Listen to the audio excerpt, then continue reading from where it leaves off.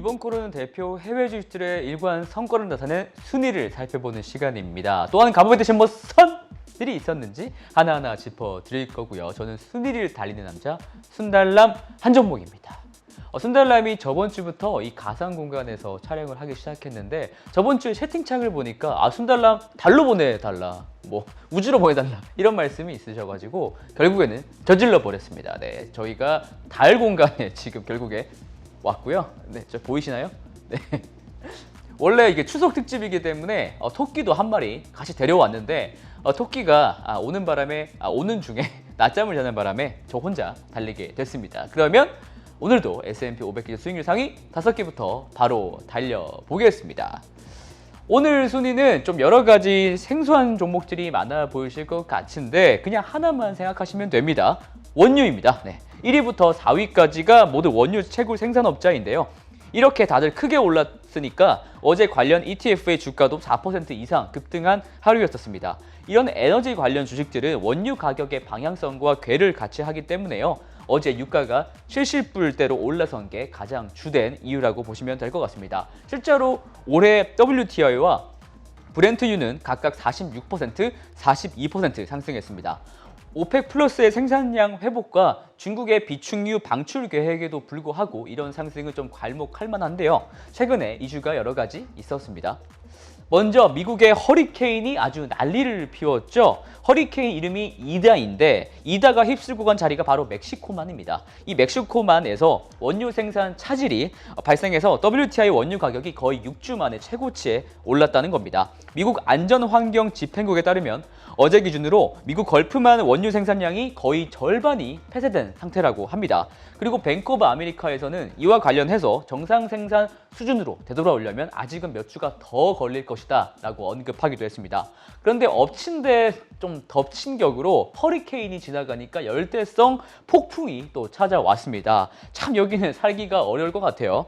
네, 맞은 곳 또 때리는 거죠. 이번 폭풍의 이름은 니콜라스입니다. 네, 이번 니콜라스는 지금 멕시코만 서부에서 지금 세력을 형성을 하고 있는데 이번 주 수요일에서 목요일쯤에는 텍사스, 루이지아나, 그다음에 미주리까지 이런 주들을 강타하면서 상당한 홍수를 만들어낼 것으로 예상이 되고 있습니다. 이런 남부에 있는 주들이 왜 중요하냐면 미국 내 오일 주요 생산 지역을 한번 좀 살펴보시면요. 이 지역들이 바로 핵심 지역이기 때문입니다. 참 이 지도를 보니까 미국은 원유가 정말 많이 나오는 것 같습니다. 네, 참 부럽고요. 이것은 일주일마다 보고되는 석유 굴착 지역 리그 카운트, 그러니까 유정 숫자를 집계해서 제가 오늘 아침에 자료를 갖고 와봤습니다. 9월 10일 집계로는 일주일간 숫자가 완연하게 올랐다는 걸 알 수가 있는데요. 다만 이다와 니콜라스 때문에 이런 날씨 영향으로 확실히 영향이 없을 수는 없을 것 같습니다. 그래도 유정이 많이 늘어난 상황이기 때문에 날씨 영향만 좀 잘 해소가 되면은 생산량이 그만큼 전보다는 빠르게 이렇게 늘어날 수가 있겠죠. 그 와중에 뱅크 오브 아메리카는 이번 겨울이 평년보다 더 추울 것이라고 예상을 하고 있습니다. 이로써 겨울 쪽에 수요가 증가한다면 올 겨울 유가는 좀 올라가지고 내년 중반에는 배럴당 $100까지 상승할 수 있다고 말하기도 했었습니다. 올해 초에 예상하기로는 올해 겨울이 좀 따뜻하다고 말을 했었거든요. 생각이 좀 바뀐 것 같습니다.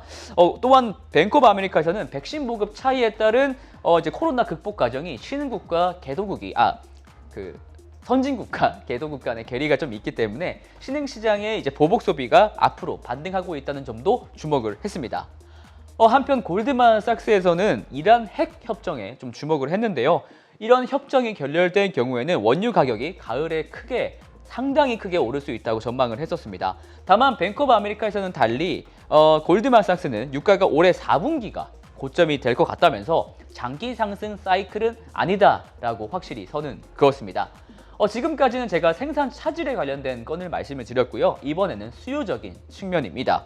오펙은 어저께 2022년 전 세계 원유 수요 증가 전망치를 8월에 했던 전망치보다 하루 90만 배럴 늘어난 420만 배럴로 상향 조정했습니다. 작년 10월에 예상했던 것과는 비교해서 거의 2배나 예상치가 늘어난 건데요.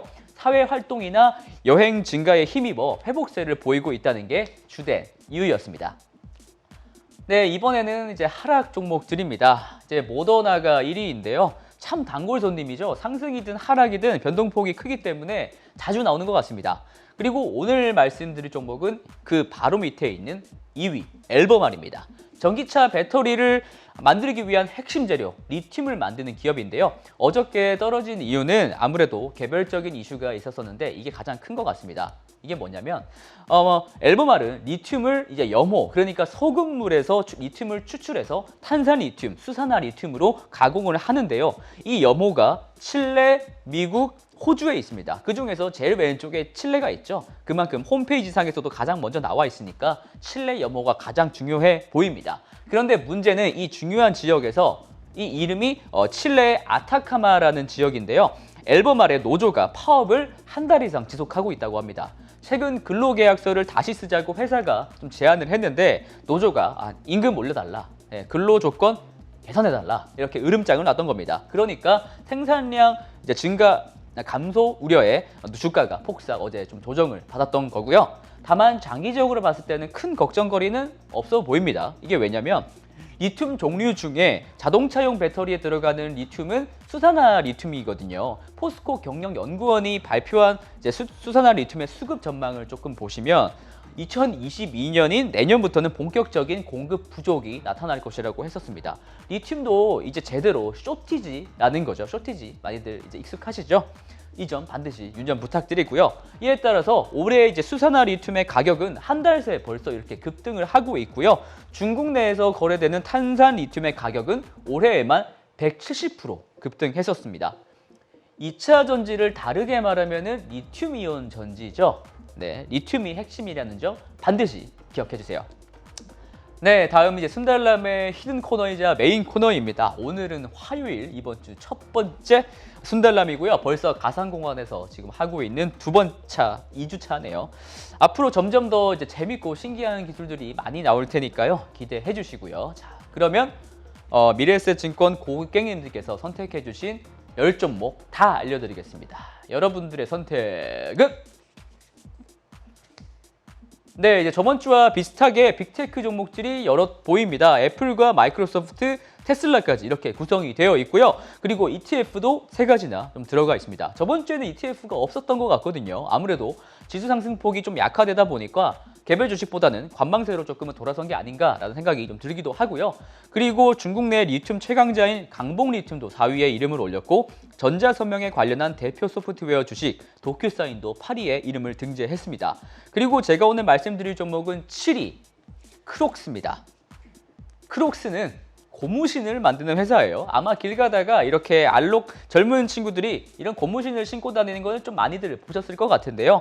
이렇게 알록달록해서 특히 어린 친구들이 좀 많이 좋아하는 것 같습니다. 저도 몇 번 신어는 봤는데 진짜 편하고 시원하고 좋더라고요. 그러면 주가 한번 보시겠습니다. 주가도 아주 편안하고 시원하고 좋죠.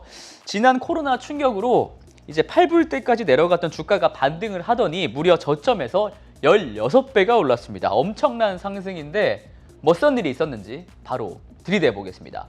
패션 업체가 주가가 올랐다는 거는 그만큼 패션이 인기가 많다는 말이죠. 그런데 솔직히 저런 이제 신발이 왜 인기가 많은지 이해가 안 되는 사람들이 좀 많은 것 같습니다. 사실 저도 왜 이쁜지는 잘 모르겠거든요. 저처럼 이제 워싱턴 포스트 같은 외신에서도 당신이 좋든 싫든 크록스의 인기가 되돌아왔다라고 하면서 대서특필을 또 했었습니다.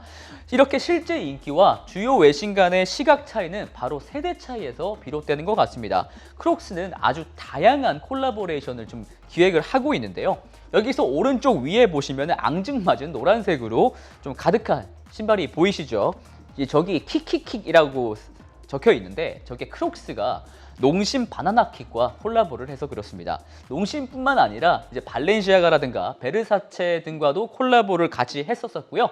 그만큼 트렌디하다는 말이고 이게 MZ세대에게 제대로 먹히고 있다라고 보시면 됩니다. 그리고 무엇보다 크록스를 사랑하는 이런 젊은 세대들은 SNS에 굉장히 열중하는 세대잖아요. 이 친구들이 크록스를 가지고 챌린지를 한다거나 틱톡에서 크록스로 짧은 동영상 컨텐츠를 만들어낸다거나 이런 식으로 활용을 하고 있었기 때문에 크록스가 별다른 노력을 하지 않아도 알아서 홍보가 되는 이런 유저 생태계가 만들어져 있다는 겁니다. 유저와 팬이 알아서 홍보를 해줌으로써 성공을 하고 있는 대표적인 두 회사가 있는데요. 테슬라와 룰루레몬입니다. 네, 이 두 회사를 보면은 팬덤은 돈이 된다라는 것은 주지의 사실인 것 같네요. 이에 따라서 크록스의 CEO는 수요가 너무 좋아서 올해 가이던스를 대폭 상향하겠다고 이미 7월에 언급을 하기도 했었고요. 이에 따라서 크록스의 연간 매출은 올해 20억 달러를 넘을 것으로 예상을 하고 있습니다. 신발, 그러니까 고무신 팔아서 2조 5천억 원을 번다는 얘기이고요. 정말 이제 퀀텀 점프죠. 물론 매출뿐만이 아닙니다. 이 회사의 주당 순이익, 이건 분기별 이제 차트인데요. 주당 순이익을 보시면은 2020년 2분기에 이렇게 확 뛰었었거든요. 이때가 코로나 수혜주로 꼽히면서 좀 껑충 뛰었다가 올해 상반기에도 또 한번 기어를 올리면서 이제 급하게 올라가고 있는데, 이것은 본격적으로 실적이 우뚝 솟게 되었다는 말입니다. 이것은 기업의 본질로서 건강한 사업 형태여야만이 가능한 수치인데요. 2분기 실적 주요 포인트를 그래서 제가 좀 가져와 봤습니다. 여기 보시면은 지역별로 좀 다 잘 나가는 걸 볼 수가 있거든요. 미국, 그 다음에 EMEA가 유럽, 미들이스트, 아프리카인데, 그리고 밑에 있는 건 아시아입니다. 그러니까 전 영역에서 고른 성장을 한 걸 보실 수가 있고요. 미국의 경우에는 136%, 그러니까 2배 넘게 올랐다는 겁니다. 그리고 룰루레몬과 나이키의 경우처럼 소매업을 줄이고 고객 직판매 비중을 성공적으로 늘려나가고 있어서 마진 관리도 잘 되는 것 같습니다. 현재 크록스의 PER이 21배 정도 되고요. 룰루레몬은 57배 정도 됩니다. 여러분들은 크록스가 룰루레몬처럼 장기적으로 매출 성장을 잘 이뤄낼 것이라고 생각을 하시나요? 그 대답이 S라면 어쩌면 지금 주가가 저렴해 보일지도 모르겠습니다. 솔직히 저는 잘 모르겠어요. 그러면 저는 또 내일 열심히 달리겠습니다. 지금껏 순달람이었습니다.